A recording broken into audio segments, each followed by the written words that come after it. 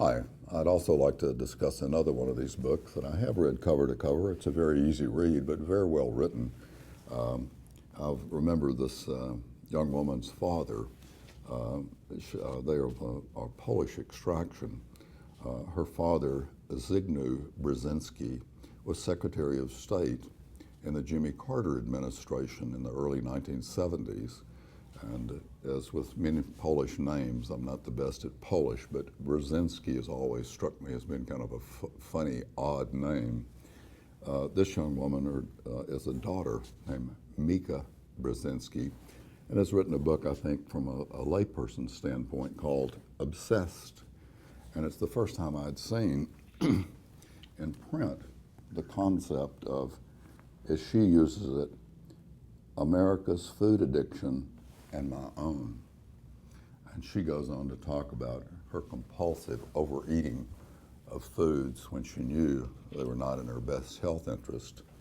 She is a TV personality, but comes from a very intelligent family, very competitive, and has written her book very well. This is one of several of her books. Because of her appearance, she is also a TV personality. At this point in 2015, she's co-host of a morning TV talk show on MSNBC called Morning Joe, and she's the female host to Joe Scarborough, but they do a morning talk show. Because she's a TV personality, she's very concerned about her appearance and gaining weight, and she does a very good discussion of her obsession with food and how she's overcome it and fought what really is an addictive process because of the elevation of brain dopamine.